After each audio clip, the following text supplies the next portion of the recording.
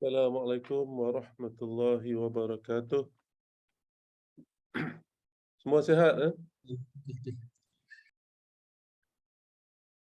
Saya Doktor sihat. Okey, alhamdulillah.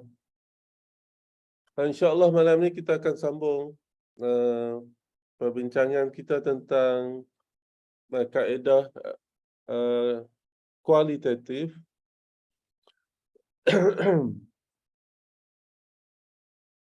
Dalam kaedah kualitatif, salah satu kaedah yang popular untuk mengumpulkan data ialah menggunakan kaedah interview. Dr. Faisal, sihat, eh? Sihat. Alhamdulillah. Alhamdulillah. Minta maaf tak boleh masuk minggu lepas, duduk kalut. Tak apa, So, tak apa. ada board meeting Okey. next week bersama. Ya. Kita sambung dulu perbincangan yang minggu lepas, kemudian kita akan berhenti dan kita akan bincang tentang bagaimana untuk menulis artikel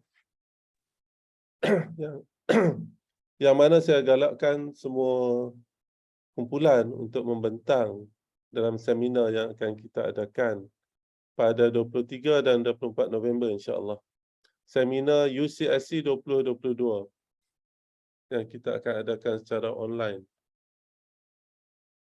Nanti kita bincang selepas habis perbincangan tentang kualitatif research. Baik, ada 3 jenis. 3 types of interview. Number 1, structured. Number 2, semi-structured interview. Number 3, unstructured interview. Structured interview, carefully worded interview schedule. Jadi dalam structured interview, pengkaji akan membentuk interview schedule. Apakah yang dimaksudkan dengan interview schedule? Interview schedule mengandungi soalan-soalan yang telah ditulis beforehand. Dan soalan-soalan itu mestilah soalan-soalan yang valid. Valid maksud soalan-soalan itu telah diuji oleh pakar-pakar tentang sama ada dia valid ataupun tidak. Kita panggil face validity dan content validity. Maksudnya kita akan menulis soalan-soalan dan kita akan minta pakar untuk validate lah. Itu yang sebaiknya. Jadi kita ada interview schedule ataupun interview protokol. Setengah pengkaji menulis sebagai interview protokol.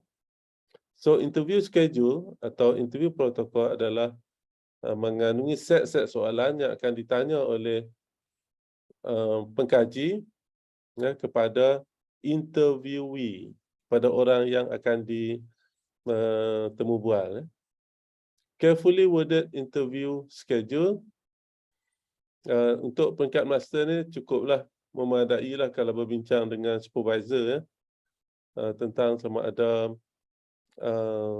soalan interview ataupun interview schedule itu ditulis, di-worded, dinyatakan dengan menggunakan perkataan yang sesuai.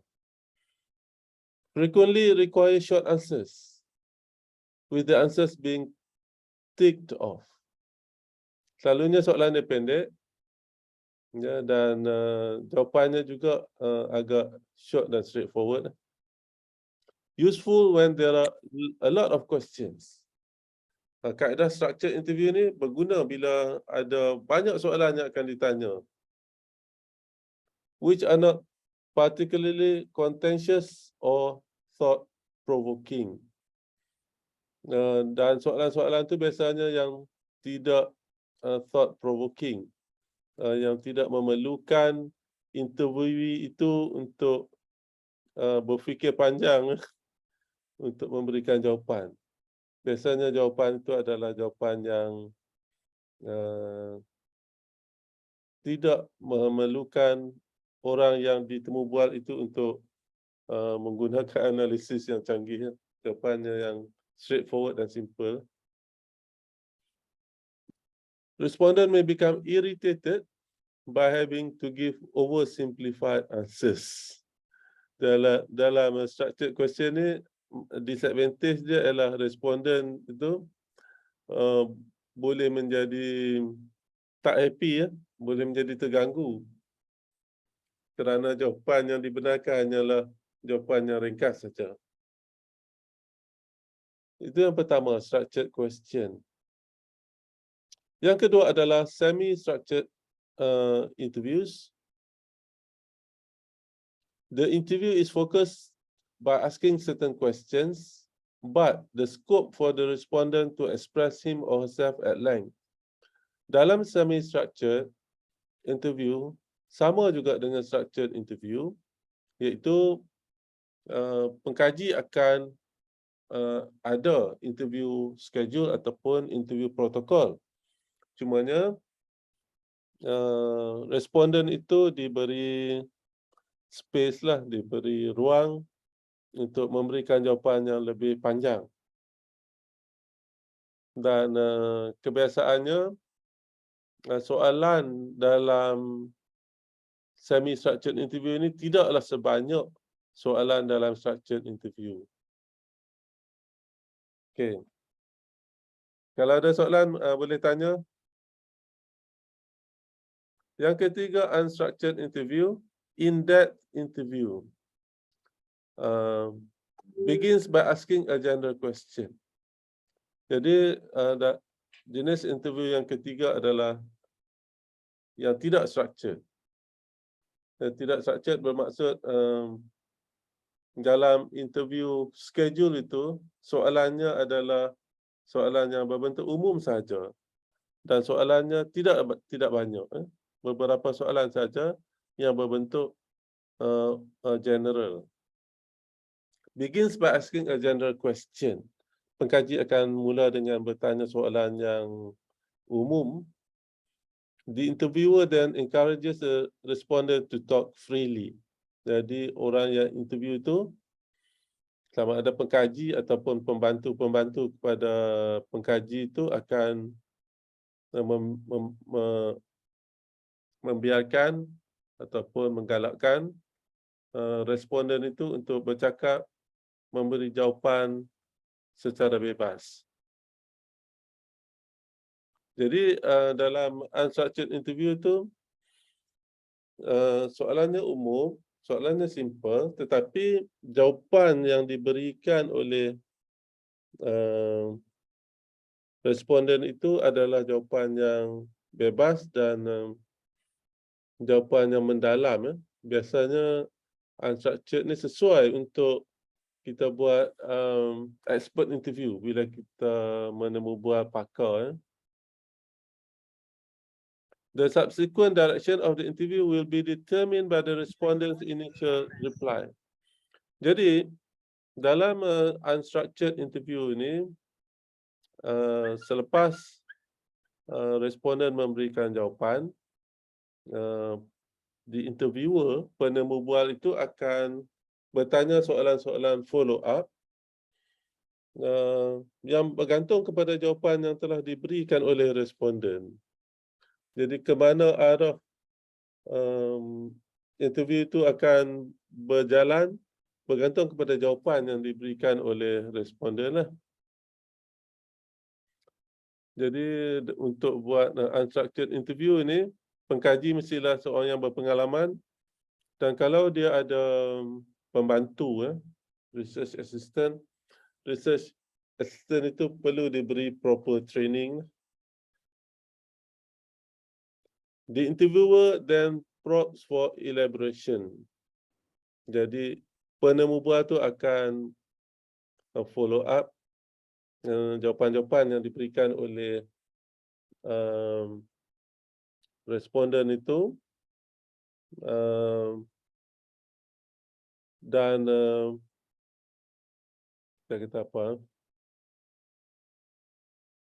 Soalan-soalan yang follow up tu bergantung kepada jawapan yang diberikan oleh responden. Kalau responden memberi jawapan yang mirip untuk menghala ke suatu arah, maka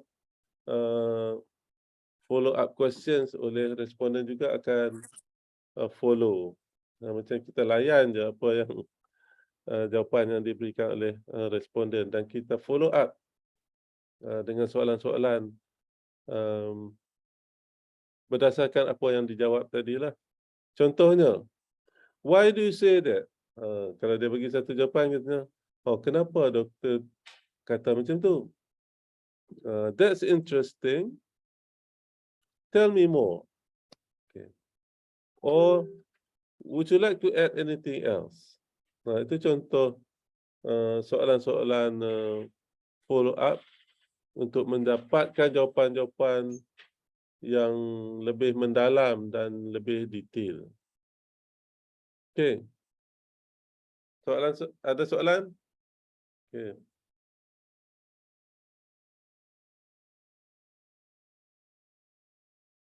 Silakan kalau ada soalan.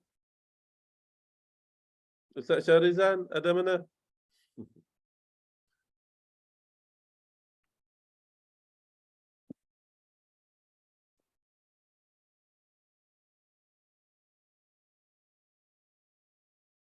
Semua senyap. Semaya, Ya, saya doktor. ada apa-apa soalan? Setakat sekarang tak ada lagi. Okey. Dah makan? Dah. Alhamdulillah. Doktor dah makan? Dah makan. Alhamdulillah. Lepas ni makan lagi. InsyaAllah. Baik, how to plan for an interview? Bagaimana kita merancang untuk melaksanakan proses interview? Yang pertama, list the area. Area ni merujuk kepada tajuk lah. Area of research. Kemudian decide on type of interview. Pengkaji akan decide apakah jenis interview yang akan dilaksanakan, adakah structured interview, semi-structured interview ataupun unstructured interview. Transform areas into actual questions. Jadi areas di sini maksud tajuk kita lah. Apa yang ingin kita kaji itu, areas of research itu, dan kena transform areas into actual questions. Yang ni boleh berbincang dengan pakar lah.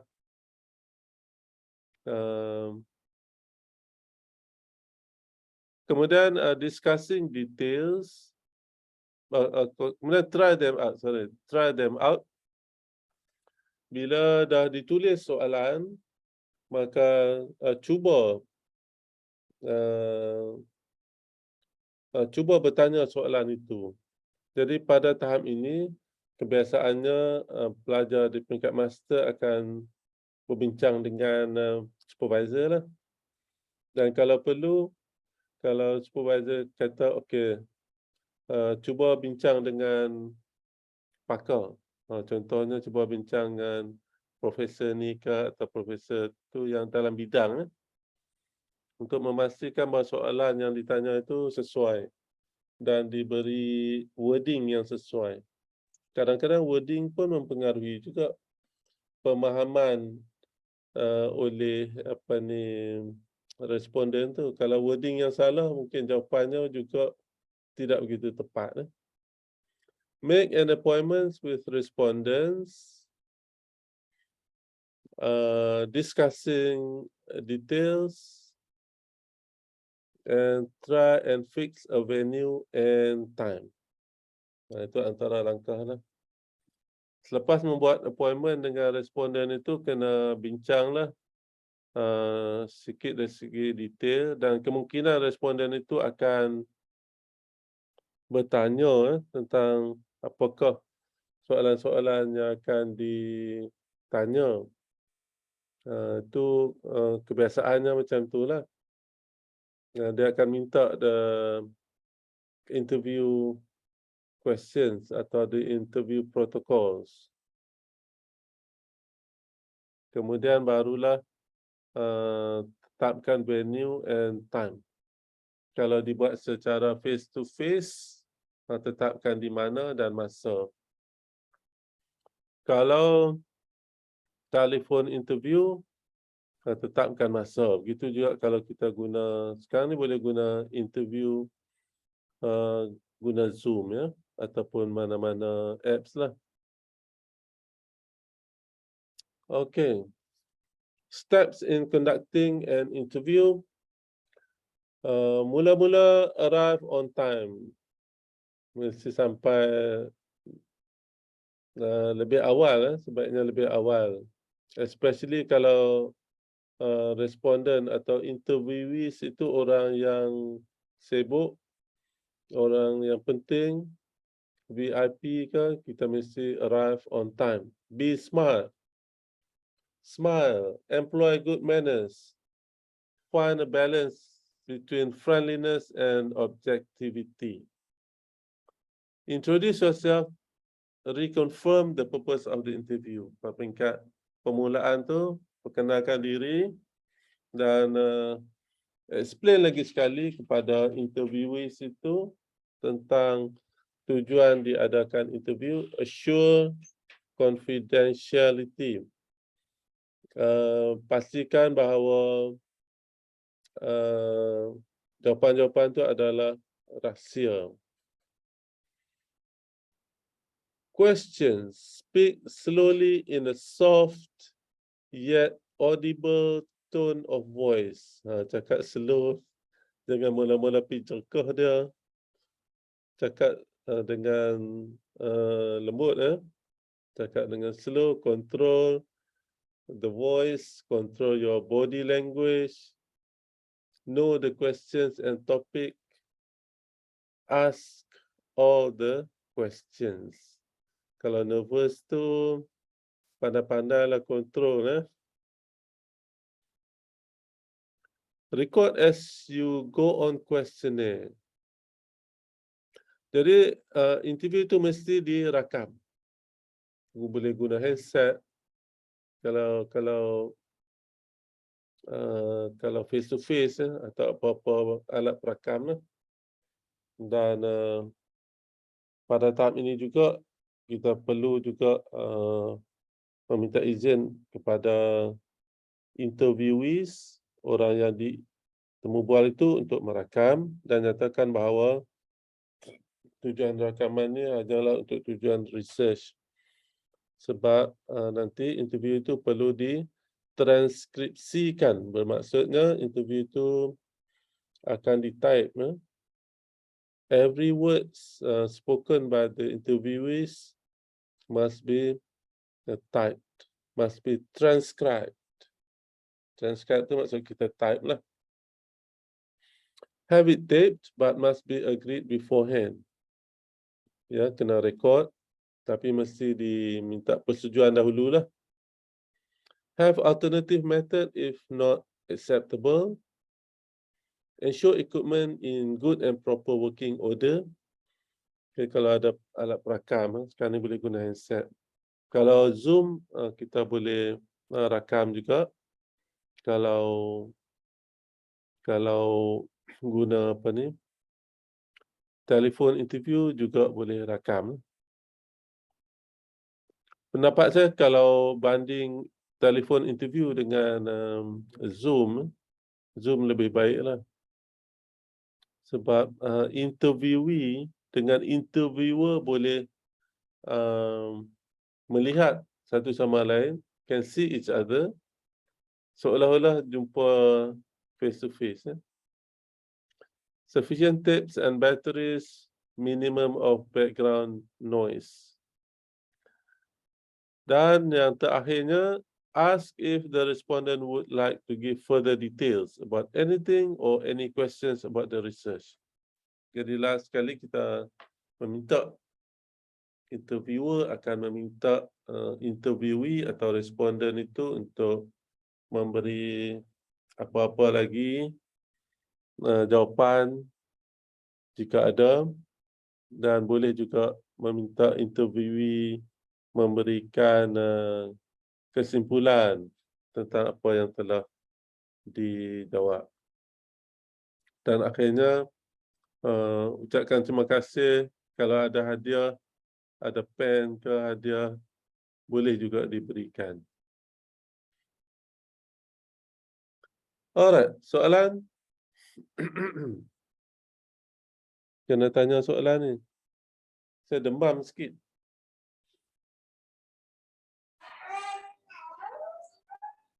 Silakan kalau ada soalan.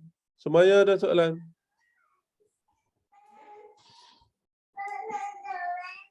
Belum lagi doktor.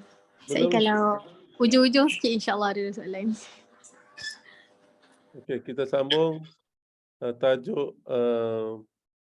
interview method of collecting data, telephone interview. Ini kaedah lama lah guna telefon ya. Sekarang dah ada Zoom, boleh guna Zoom lah. Advantages are relatively cheap, quick, can cover reasonably large numbers of people or organizations, wide geographic coverage, high response rate, no waiting, spontaneous response, help can be given to the respondent, and can take answers, record answers. Guna telefon ya. Tapi macam saya kata tadi, kalau kedua-dua pihak ada apa ni? Ada laptop boleh guna Zoom lah. Handset pun boleh guna Zoom. Jadi telefon dan Zoom tu adalah kaedah untuk melakukan interview secara tanpa face to face lah. Pendapat saya Zoom lebih baik daripada telefon interview. But disadvantages, questionnaire required.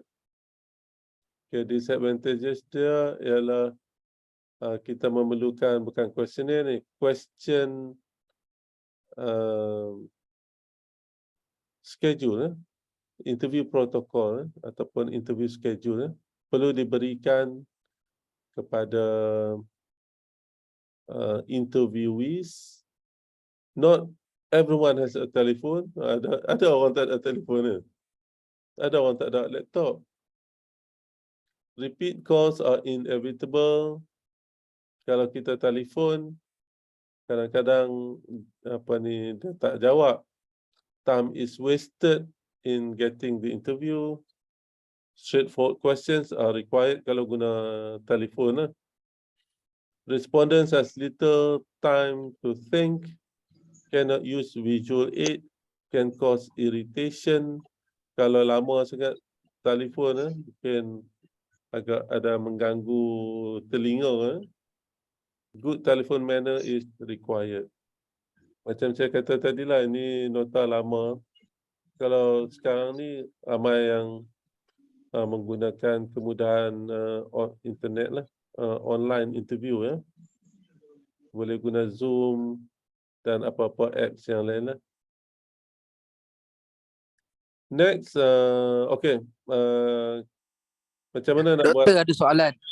Oh, silakan. Ustaz Syarizan ada? Alhamdulillah. Silakan. Ada doktor, ada. Okey, sekejap.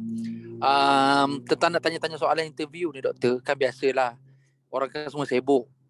Kadang-kadang kan annoying, kadang-kadang yelah macam mengganggu masa dia. Ada tak tips supaya macam orang ni macam happy untuk nak bagi kita masa kita nak interview dia? Ada tak tips apa-apa? Itu saja. Tips dia ialah pertama kita buat surat resmi kalau dia tu VIP ya. Dan kita katakan kita kena jack sikit lah dalam surat tu. Kita katakan doktor telah dipilih memandangkan doktor mempunyai kepakaran dan banyak penulisan jurnal. Jadi kajian ini amat memerlukan kepakaran doktor untuk menjayakan kajian ini. Tanpa kerjasama pada doktor, kajian ini mungkin tidak dapat dilaksanakan dengan sebaiknya. Jack dia macam tu. Dan kalau kita hubungi melalui email ataupun surat, dan kalau kita telefon juga kita kena butter up sikit lah, kita kena jack sikit lah. Ikut pengalaman saya, itulah bila di jack kan, kita pun rasa, walaupun kita sibuk kan, kita rasa seronok jugalah. Contoh, ada satu kajian dan dilaksanakan oleh Datuk Profesor Zainal Buang tentang zakat dan pengurusan zakat di negeri Kedah. Dia tak silap daripada Universiti Melaya, dan dia hantar pembantu dia, 2 orang pensyarah daripada bahagian syariah untuk datang interview. Jadi bila doktor tu telefon saya, dia check saya sakan. Dia kata kita perlukan pakar dalam bidang zakat untuk dapat maklumat lanjut, dan dia tulis surat. Dan dia datang sendiri ke Unisyams dengan soalan-soalan. Jadi saya pun rasa happy jugalah sebab pensyarah Perdana Universiti Melaya ni datang nak interview pensyarah Unisyam je di kampung ni. Kemudian dia datang dan bawa souvenir jugalah daripada Universiti Melaya. Itu contohlah. Dan Ustaz Syarizan lagi pandai ni. Bab-bab ni. Kita kena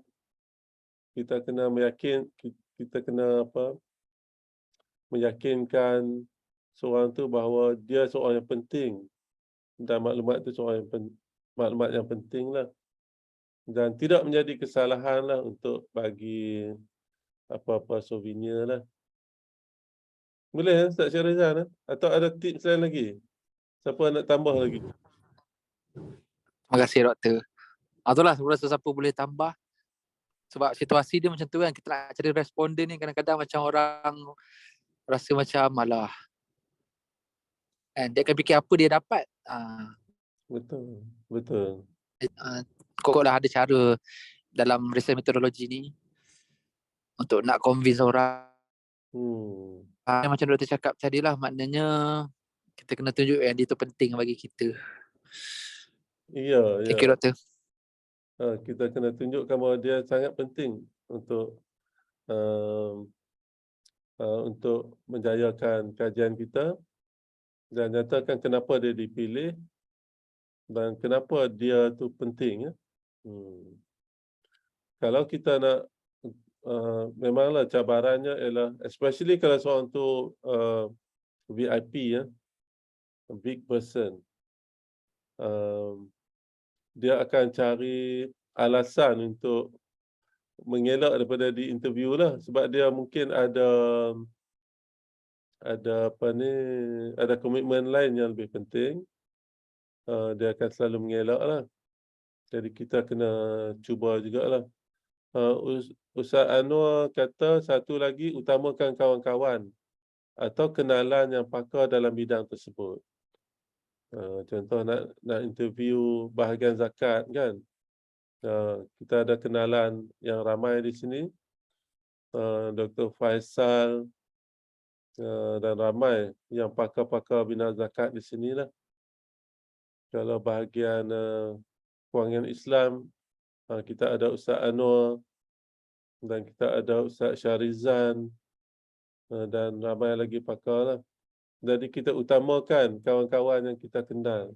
Betul lah, kita connection tu penting lah. Kalau kita tak kenal kan, memang agak susah lah. Contohnya baru ni student saya nak interview Dr. Amir, CEO Yayasan Wakaf Malaysia. Agak susah lah. Dan saya sendiri terpaksa telefon dia dan meyakinkan dia lah bahawa sangat penting lah untuk dia participate dalam research tu, dan kita akan research tu tentang zakat, tentang wakaf, dan apa yang akan dia dapat ialah hasil pada research tu kita akan bukukan dan kita akan hadiahkan kepada Yayasan Wakaf sebanyak 10 kopi lah. Jadi dia pun akhirnya bersetuju. Betul lah macam Ustaz Syarizan kata, dia fikir apa yang dia dapat lah.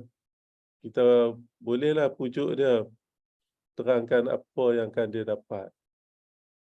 Contohnya kita kongsi hasil research tu dengan dia dan kita bagi penghargaan kepada dia lah, dalam bentuk surat penghargaan ataupun dalam bentuk yang lain lah.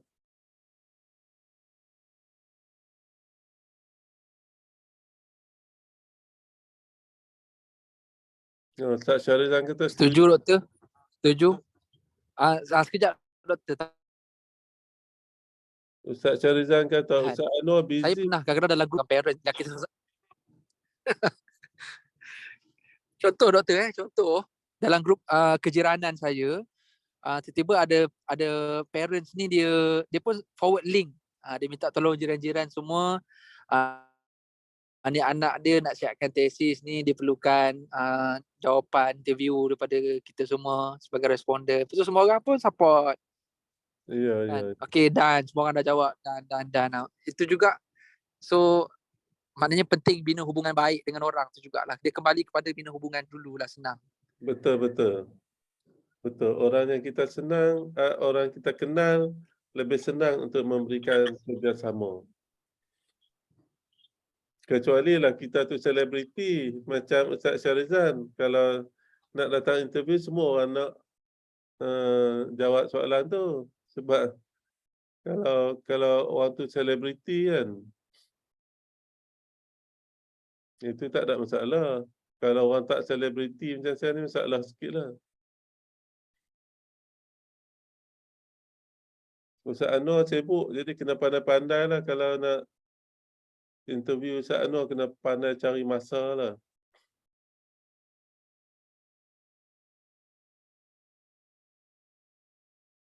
Kemudian cakap, kata dapat pahala ke, Ustaz Anwar sebut pahala, dia akan cepat-cepat lah bersetuju. Okay, soalan nak batuk. Tak apa, sihat sikit. Okey, soalan lain silakan. Mungkin kongsi kot doktor berkaitan dengan Sila Ustaz. disebut oleh Ustaz Shah tadi kan. Dalam interview ni ialah satu cabaran bagi researcher adalah untuk temu juga orang sibuk, dan kita ni pasal pengalaman sendiri doktor. Betul. Ni saya nak share, bila orang nak interview saya dulu, saya macam pelawar tau tak. Sebab masa kita ada, tapi sampai hari ni bila orang nak jumpa kita nak lari. Sebab masa tu dah terlalu tak ada. Jadi sebab saya sendirilah, waktu saya tu terlalu tight sampai boleh kata setiap bulan tu hari ada jadual. Jadi saya pun kalau lah kita nak temu bual, paling orang kata apa, untuk dapatkan data zakat, sama ada cari orang yang paling kanan yang tahu. Yang keduanya, email terlebih dahulu kepada orang tu dengan PA dia. Sebab dulu kita nampak macam sombong orang doktor. Tapi sekarang ni bila sampai ke tahap tu, kita bukan kata kita sombong, tapi otak kita tu dah tak boleh nak menjawab benda-benda macam tu sebab dia terlalu tight masa tu. Jadi mungkin Ustaz Shah dia kena cari strategi. Kalau macam orang tu dia agak sibuk, siapa PA dia, kemudian email dulu. Kalau dia tak boleh jawab, mungkin orang yang akan terdekat dengan dia lah yang kita akan temu bual on behalf kepada orang tadi tu. Ni sekadar perkongsian lah Ustaz Shah. Kan? Cantik, elok, cantik perkongsian tu. Itu berdasarkan realiti kan. Thank you Dr. Faisal. Thank you. Cuma itulah isu dia kadang-kadang bukan pada orang sibuk je. Orang yang tak apa sibuk pun tapi dia tak nak layan interview ni. Sebab pada dia macam lah apa dapatlah tesis je pun. Kan? Tak apalah interview orang lain. Biasa macam tu. Tapi betul lah. Macam mana pun saya kembali kepada bina hubungan jugalah tu yang paling mudah lah. Saya sangat bersetuju. Yang macam Ustaz Anwar cakap pun, kita cari kenalan-kenalan yang terdekat dulu. Yalah, senang katanya yang tu lah yang akan bantu-bantu kita pun. Betul, betul. Terima kasih. Kadang-kadang macam student kan dia terpaksa guna nama lecturer. Macam pengalaman saya nak student tu nak interview Dr. Amir tu kan, Prof Amir tu. Dia terpaksa kata, saya ni student Dr. Yusof. Dr. Amir pun kenal lah sikit-sikit. Jadi itulah kenalan penting ya. Kalau total stranger tu dia agak keberatan lah. Dia ni siapa tu tak kenal kan. Kalau dia tu student kepada seseorang yang dia kenal, tu lebih mudah lah. Jadi betul lah macam Ustaz Anwar kata tu. Orang yang nak diinterview tu, dia nak juga, kalau ada connection, kalau kenal kawan-kawan tu lebih mudah lah kan. Macam kalau nak interview Ustaz Syarizan tu, kalau kawan-kawan yang kenal di sini tu mudah lah kan. Betul. Bukan betul. Prof, lepas ni kita nak interview VIP, director, kita kena petik nama Dr. Faisal lah lepas ni. Petik nama Dr. Faisal. Betul? Sokong. Saya tak nak apa.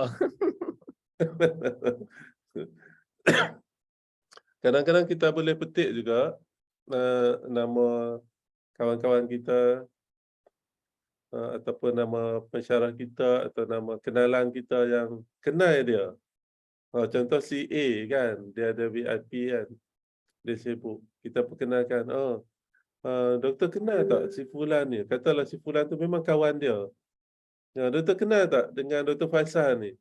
Katalah Dr. Amir ni memang baik dengan Dr. Faisal kan?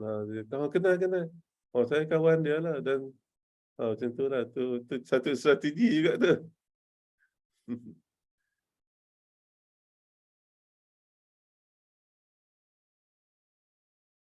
Baik, ada soalan lain?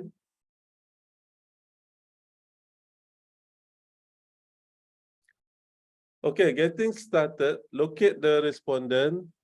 Sekejap. Kita rehat 15 minit untuk solat isyak. Kita akan sambung pukul 9, insya-Allah. Assalamualaikum warahmatullahi.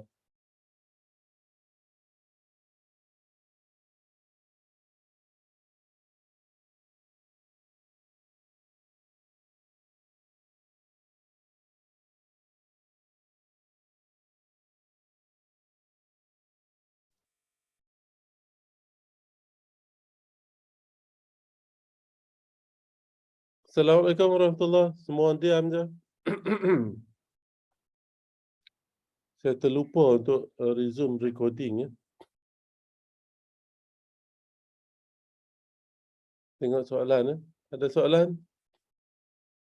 Assalamualaikum doktor, berapakah kaedah persampilan yang boleh digunakan pada satu-satu masa? Okey. Bagus soalan tu. Soalannya berapakah kaedah persampilan ya? Bukan kaedah persampilan ni. Kaedah persampilan nanti kita cerita dalam bab population ya. Mungkin soalannya ialah berapakah kaedah penyelidikan yang boleh digunakan pada satu-satu masa. Ya. Yang tu Syam tu soalan dia kan? Berapakah kaedah penyelidikan? Research method. Berapakah research kaedah penyelidikan? How many research methods yang kita boleh guna? Okey. Begini ya. Setiap kaedah mestilah di-link dengan objektif kajian. Dalam objektif kajian, penyelidik mesti menentukan apakah kaedah untuk mencapai objektif kajian tersebut. Jadi kaedah dengan kajian mestilah ada alignment.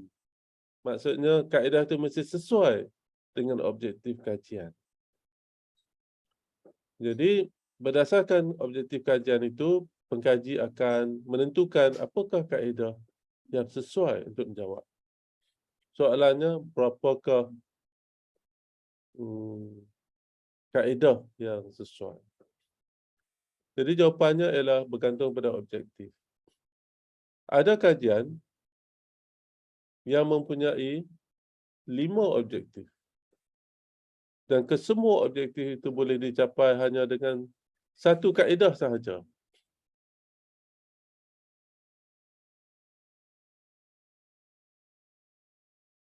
Kalau satu kaedah dah cukup untuk menjawab objektif, maka cukuplah satu kaedah. Gitu. Tapi kalau tak mencukupi, maka perlu ditambah dengan kaedah yang lainlah. Contoh, katakan kajian itu untuk mengkaji hukum berkaitan dengan Bitcoin. Katakan kaedah itu, kajian itu adalah satu analisis hukum syarak berkaitan Bitcoin dan juga mata wang digital. Katakan macam tu. So, apakah keadaan sesuai? Kita lihat apakah objektif kajian. Contoh objektif kajian.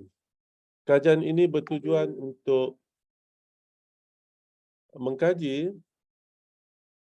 hukum syarak dari segi harus atau haram untuk melibatkan diri menggunakan untuk menggunakan ta'amul, untuk menggunakan Bitcoin dan juga mata wang currency, mata wang digital. Katakan macam tu. So, apakah kaedah yang sesuai? Satu kaedah yang sesuai ialah dokumentasi. Melihat kepada fatwa-fatwa yang telah dikeluarkan oleh otoriti-otoriti yang berbeza.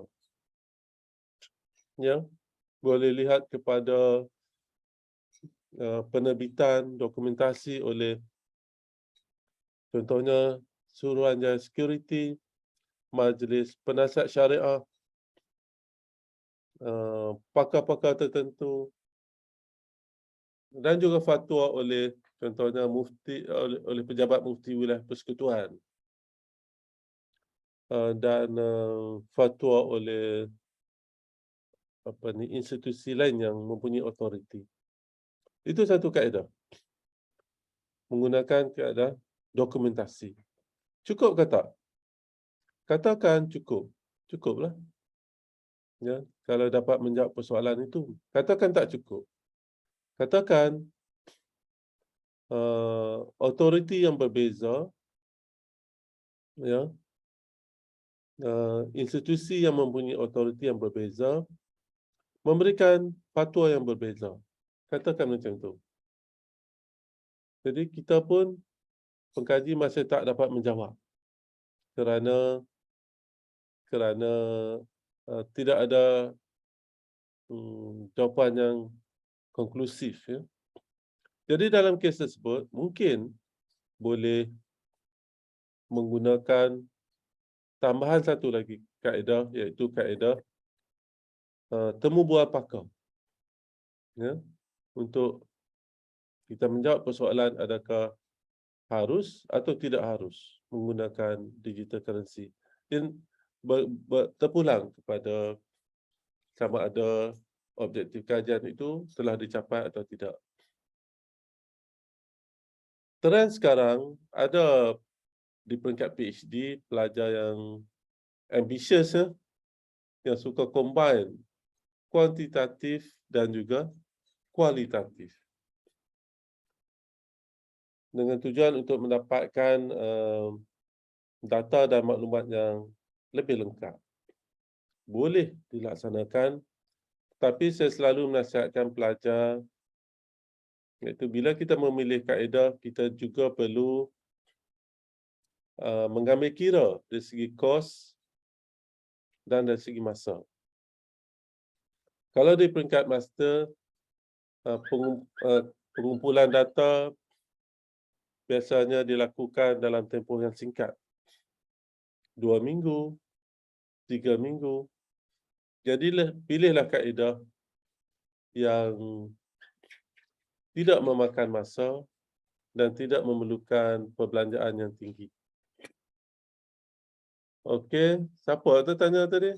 Syam tanya. Itulah jawapan. Saya jawab tak soalan tu?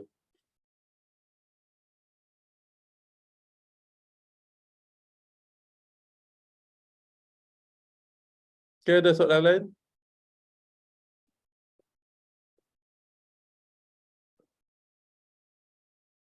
Dr. Faisal, kalau ada nak tambah atau ada komen, silakan. Tak ada. Okey. Syam? Syamsuddin? Mana dia tanya soalan, dia hilang. Tanya-tanya soalan, lari je. Baik, saya akan berhenti dekat sini sebab saya nak bincang macam mana kita tulis artikel untuk kita buat pembentangan dan juga untuk kita buat penerbitan jurnal.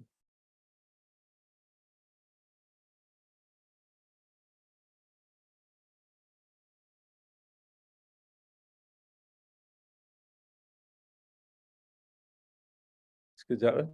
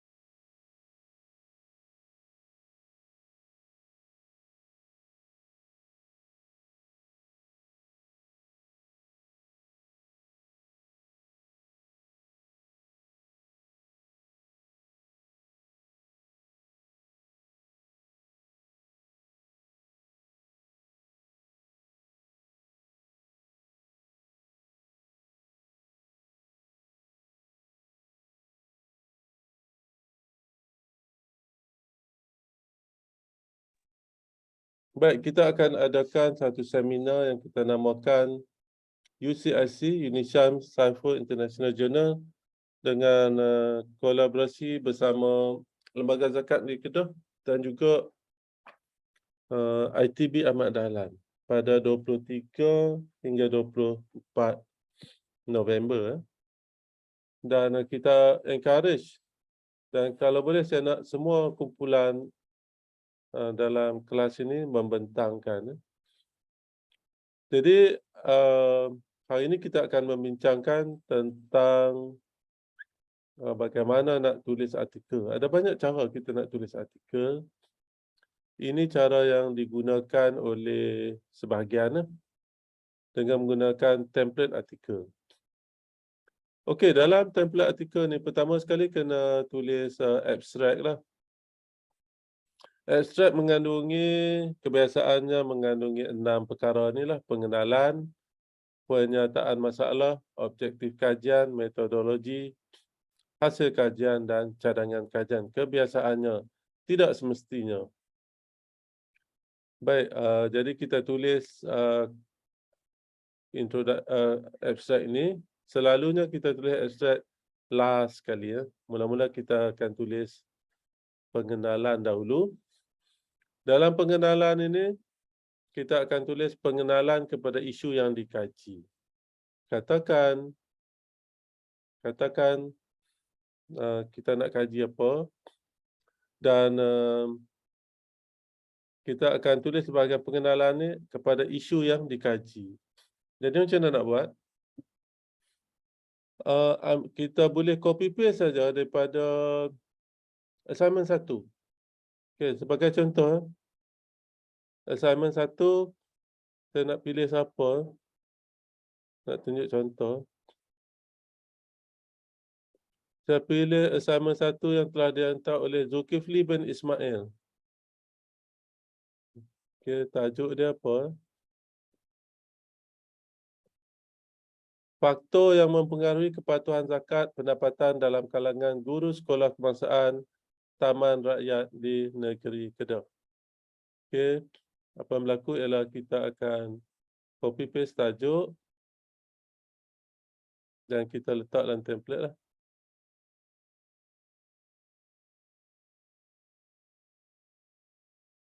Kita letaklah kat mana-mana. Okey, tajuk dia sini kita copy paste. Faktor yang mempengaruhi kepatuhan zakat pendapatan dalam kalangan guru sekolah kebangsaan Taman Rakyat di negeri Kedah. Boleh nampak tak? Semua nampak tak?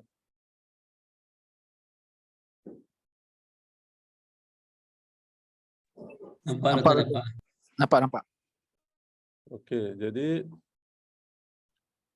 kita buat pengenalan dahulu. Pengenalan kepada isu.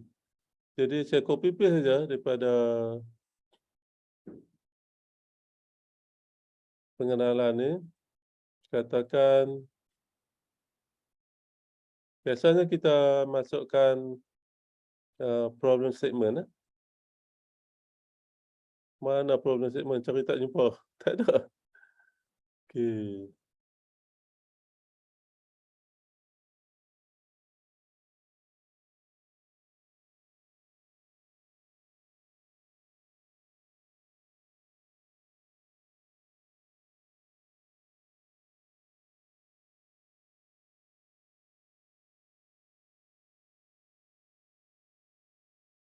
Katakan problem statementnya begini ya. Mana nak cari?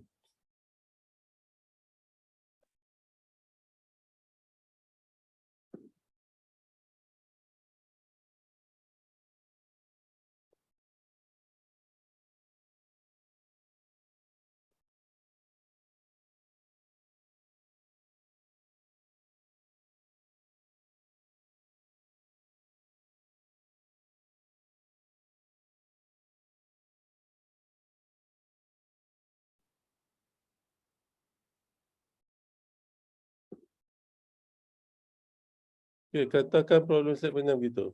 Pengenalannya begitu. Jawatankuasa Fatwa Negeri Kedah pada 27 bulan Julai 1985 bersetuju bahawa zakat gaji dan pendapatan bebas adalah wajib kepada umat Islam di negeri Kedah. Fatwa zakat gaji dan pendapatan bebas ini berkuat kuasa pada 2 Januari 1986 dan diumumkan pada 10 April 1986. Okay, seperti berikut. Okey. Ada fatwa maksudnya fatwa ini sebenarnya penting kerana bila ada fatwa maksudnya setiap orang Islam mesti patuh. Jawatankuasa Fatwa telah mengkaji mengenai pembayaran zakat ke atas pendapatan gaji dan lain-lain sumber pendapatan yang diterima yang ada kaitan dengannya dan bersetuju memberi pandangan bahawa wang, gaji, allowance, hadiah dan lain-lain pendapatan yang diberi oleh seseorang dari semasa ke semasa hendaklah dengan bertaklidkan mazhab Hanafi disatukan dengan wang yang terkumpul dan hendaklah dizakatkan ketika genap haul yang bermula dari sejak cukup nisab. Ini bermakna apa-apa pendapatan yang diperoleh pada pertengahan haul hendaklah dizakatkan sekalipun belum genap haul bagi tiap-tiap pendapatan itu. Selain itu, merujuk ke statistik Kementerian Pendidikan Malaysia, jumlah kedatangan guru peringkat sekolah rendah dan menengah adalah 416,743 orang. Ini menunjukkan bahawa kedatangan kajian sektor pendidikan adalah yang terbanyak jika dibandingkan dari sektor yang lain. Okay, katakan itu adalah pengenalannya. Kemudian, apakah dapatan kajian lepas? Tengok apa yang ditulis oleh paper ni adalah assignment 1 daripada Zulkifli bin Ismail. Okay, kita akan cari kajian lepas. Okay, kajian lepas. Okay, saya copy paste saja. Kajian lepas. Okay.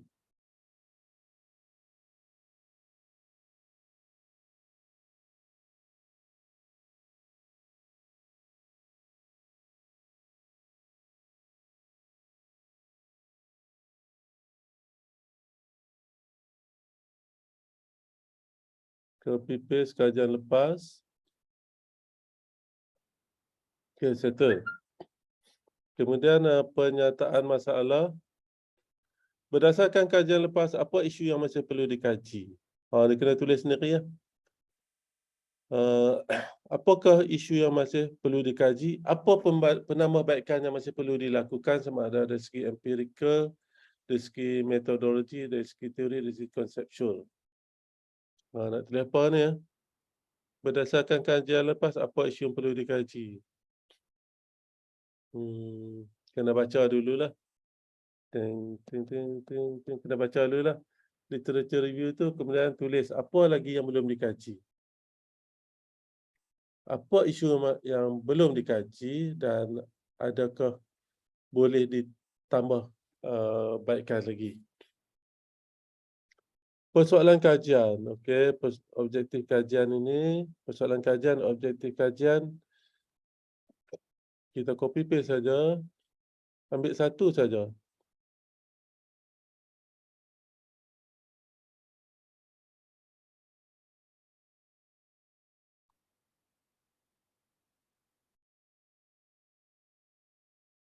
Oh, pernyataan masalah kat sini kan. Oh, saya copy paste pernyataan masalah ni.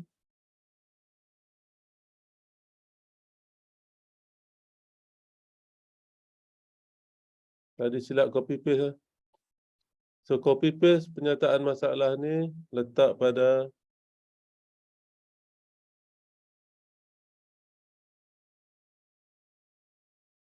pengenalan. Tadi salah copy ya. Yang ni pengenalan ni kita tulis, kita copy paste pernyataan masalah saja. Okey.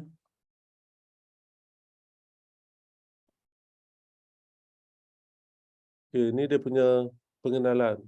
Pematuhan zakat menjadi isu yang penting apabila ia dapati pematuhannya masih rendah di kalangan individu Muslim.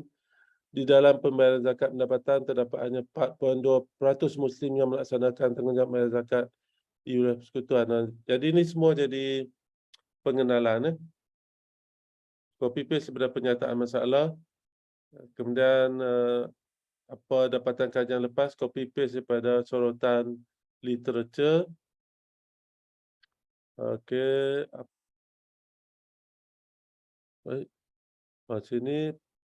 Sini maksudnya kita ni bukan pernyataan masalah ni. Ini silap tulis ni. Ini lebih kepada jurang, gap.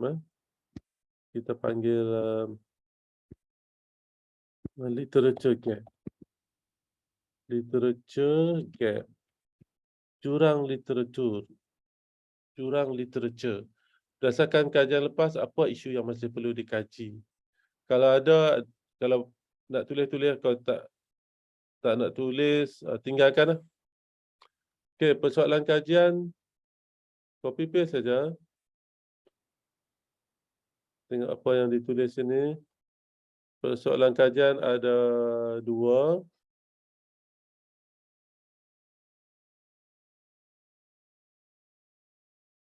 Copy.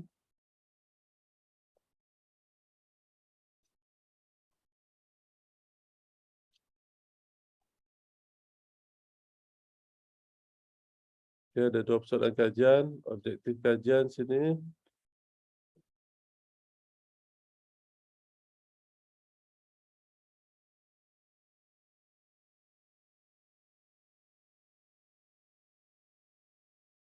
Ada 3.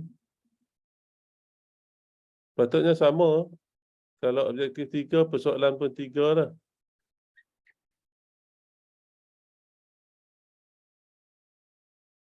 Okay. Next. Literature review.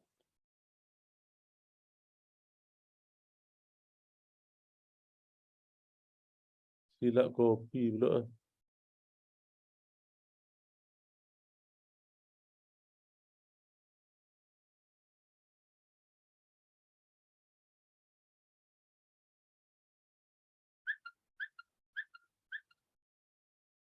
Literature review.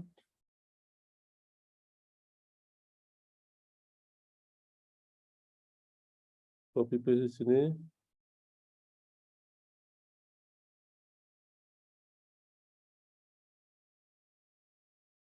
Okey, table template artikel ni kita dah bincang pada kuliah yang lepas. Kalau kita dah buat, maksudnya kita tak perlulah isi template artikel ni. Kalau belum buat, perlu isilah. Metodologi kajian. Okey.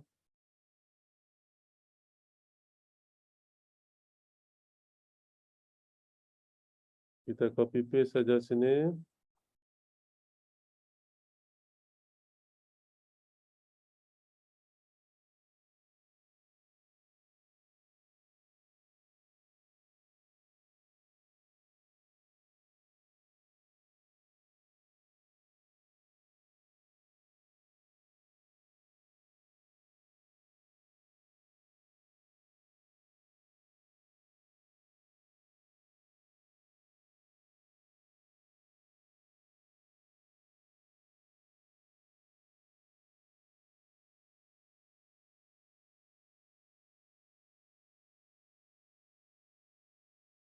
Okey, itu adalah metodologi kajian. Prosedur tak perlu, measures tak perlu, data analitik strategi tak perlu, hasil kajian belum ada. Jadi tak perlulah. Perbincangan tidak ada, cadangan tidak ada. Cuma buat kesimpulan lah. Limitasi kajian kalau ada, dan kesimpulan lah.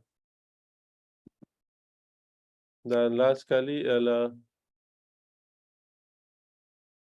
rujukan. Kesimpulan sini belum ada. Yang last sekali rujukan.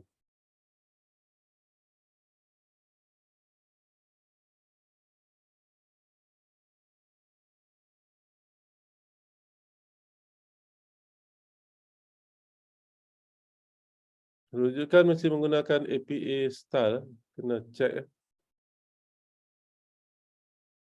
Okey, habis satu template. Sekarang kita akan transfer template ini ke template yang satu lagi.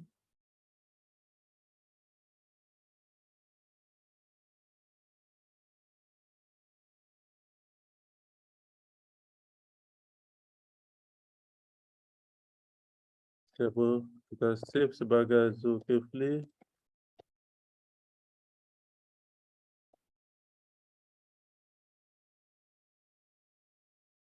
Alright. Sekarang kita akan transfer template ni kepada satu template lagi.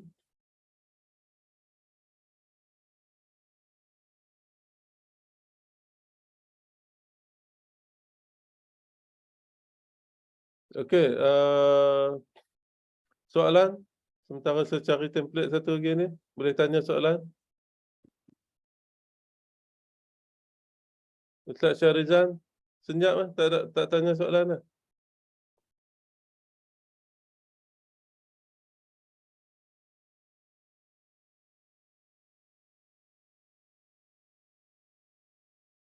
Okey, ini satu template lagi. Dua-dua template ni saya akan bagilah. Okey, katakan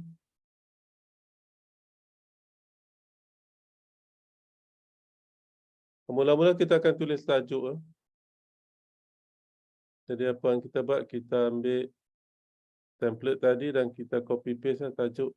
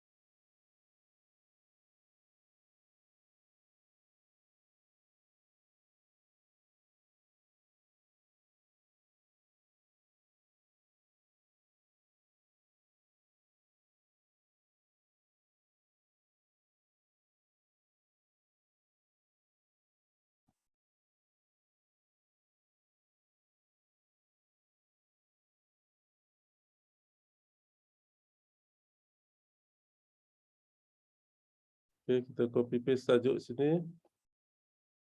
Tajuk mesti ditulis menggunakan font style Calibri, font size 16 point dan bold.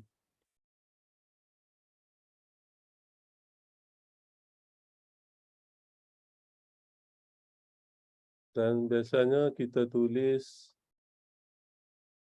capitalize each letter. Kemudian tulis first author, second author dan seterusnya. Yang lain tu senang saja. Main heading 14 point, font dan teks 12 point. Jadi kita copy paste saja kat sini. Semua yang kita telah isi template yang pertama tadi.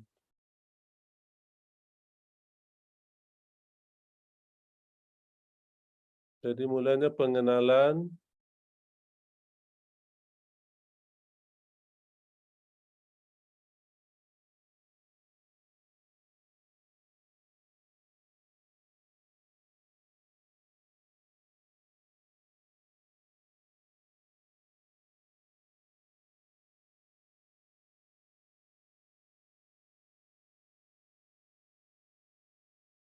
Sila. Main text. Itu pengenalan. Kemudian kalau main heading dia kena font 14 lah. Main heading dia pengenalan. Okay, next main heading ialah sorotan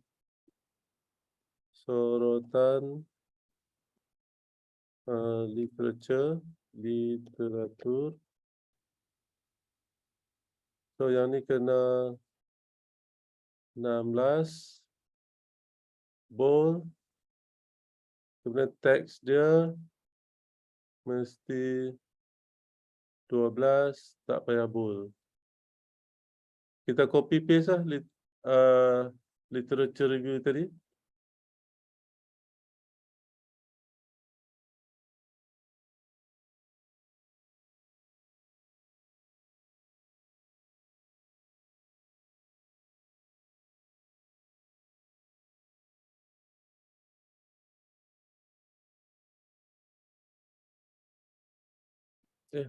Hilang.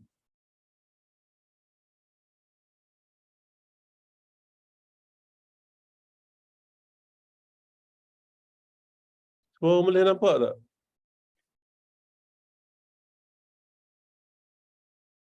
Nampak Doktor? Boleh nampak? Nampak. Okay, jadi kita copy paste je literature review tadi. Next, kita nak buat tentang apa? Kaedah penyelidikan, kaedah kajian atau kaedah penyelidikan. So, sini kena Bo 16. Yeah. And then text 12. Okay. So, kaedah penyelidikan.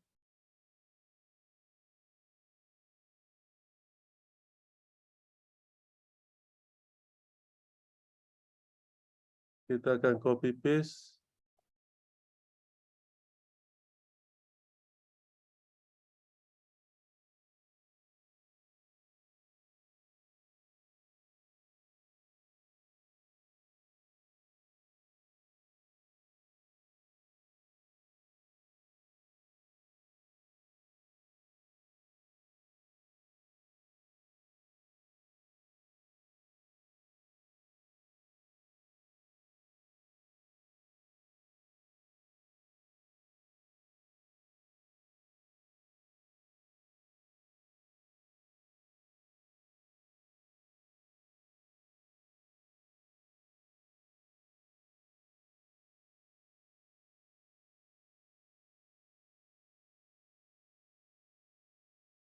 Paste di sini.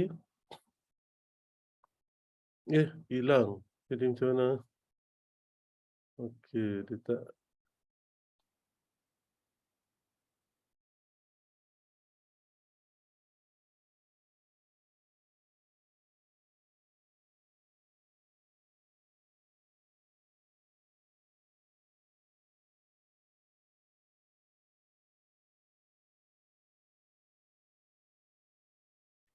Tak apa, ada masalah. Nanti kita boleh baiki kemudian lah.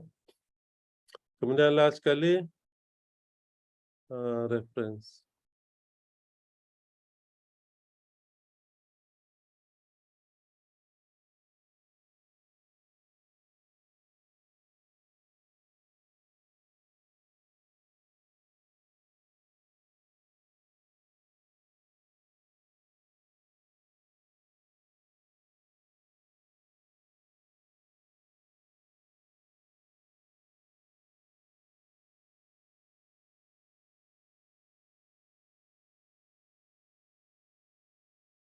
Okey, reference kena ikut APA style. So habis. Apa masalah kat sini?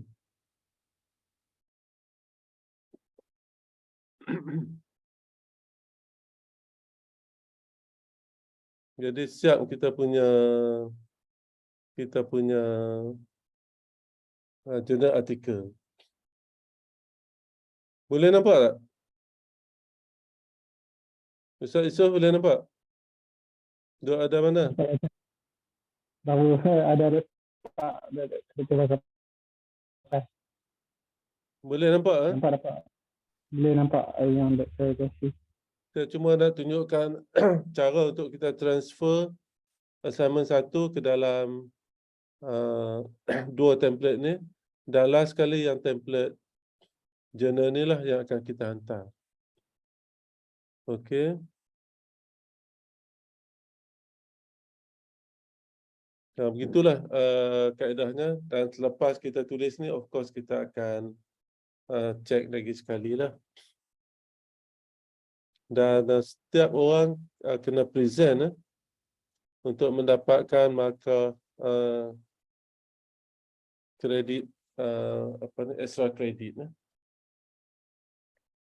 Okey, ada apa-apa soalan? Dan juga saya nak membiasakan setiap orang untuk present dan publish artikel dalam jurnal.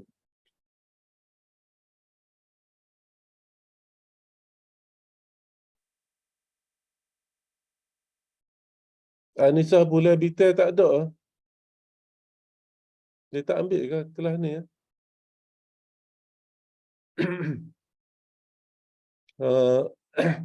Zulkifli, boleh nampak tak? Nanti saya hantar yang ni lah. Boleh guna ini, boleh improve lagi. Nampak doktor, nampak. Nanti saya hantar yang ni.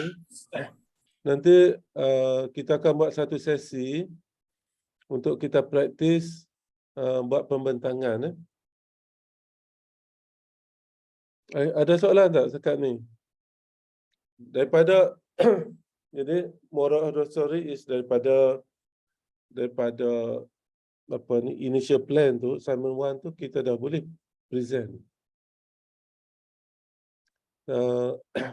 First author nama sendiri dan institusi ni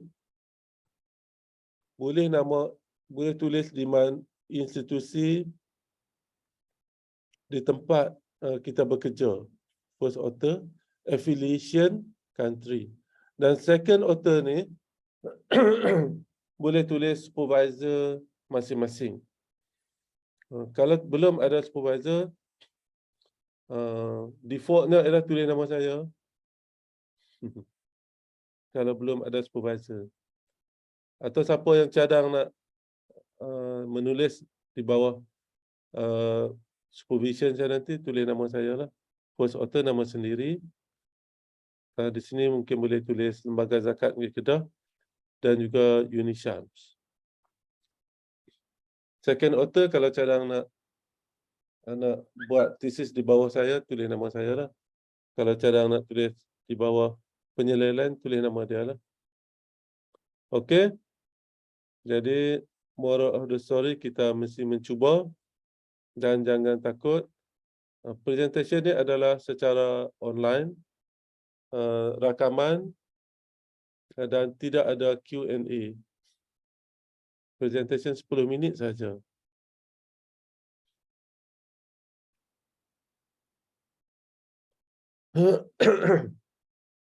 Okey, saya buka kepada soalan.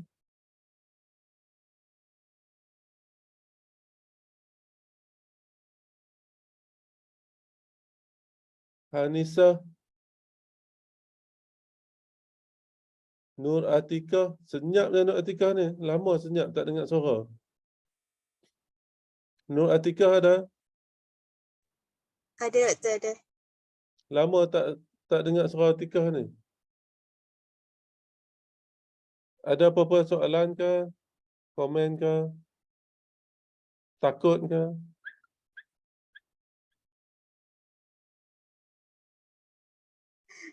Tak ada lagi doktor. Ya, cuba jangan takut. Semua orang kena present. Nanti akan dapat extra kredit. Okey, Ustaz esok boleh? Ustaz Syarizan pergi mana?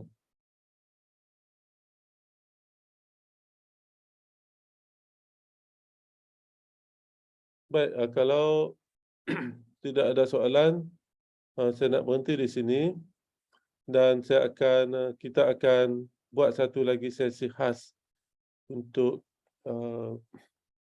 kita praktiskan. Dalam sesi khas tu semua orang mesti ada siap assignment 1, mesti sediakan laptop masing-masing. Saya akan tetapkan tarikhnya dan semua orang akan siapkan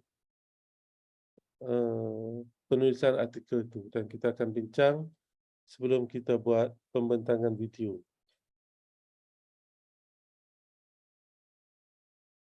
Okey, setakat tu je kelas kita malam ni. Kalau tak ada soalan. Kalau ada soalan silakan. Sebelum kita stop kat sini.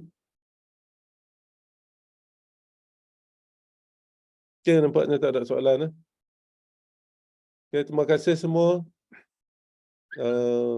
InsyaAllah kita akan cuba yang sebaiknya. Dan jangan lupa siapa yang belum hantar assignment 1 sila hantar. Dan siapa yang dah hantar boleh terus menulis chapter 1, chapter 2 dan chapter 3 untuk sebagai assignment 2. Okay, terima kasih semua. Assalamualaikum warahmatullahi wabarakatuh. Waalaikumsalam warahmatullahi wabarakatuh. Terima kasih doktor. Terima kasih semua.